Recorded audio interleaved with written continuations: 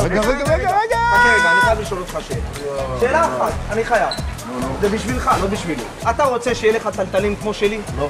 אל תוותר. לא. אל תוותר. לא. אני אומר, קח את זה במקום זה. תחזור. לא? תודה רבה. רגע, קח את זה. בוא הנה.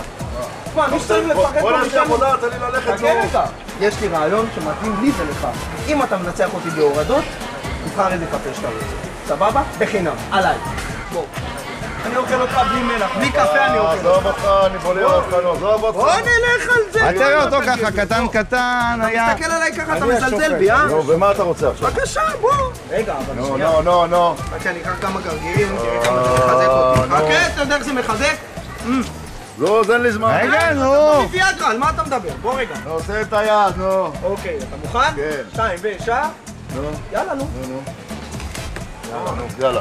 קח אותי, תרים אותי, בוא. תעזוב. אתה חייב, אל תהיה כזה, נו, בחייך, בחייאת, בוא. תרים אותי. בני. לא, בוא נתקלח ביחד. אני יכול לעשות אבו יויו? לא תרביץ לי? אתה מבטיח?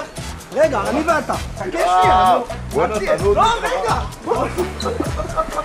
אדוני אל מלא רחמים. תראה איך אנחנו איך מתאימים. הסתבכתי איתך. ראית פעם מישהו שמתאים לך כמוני? יותר מ-45% מהישראלים בוחרים לשתות קפה נמס עילית, וכנראה שאף אחד מהם לא היה מחליף אותו באף קפה אחר בעולם.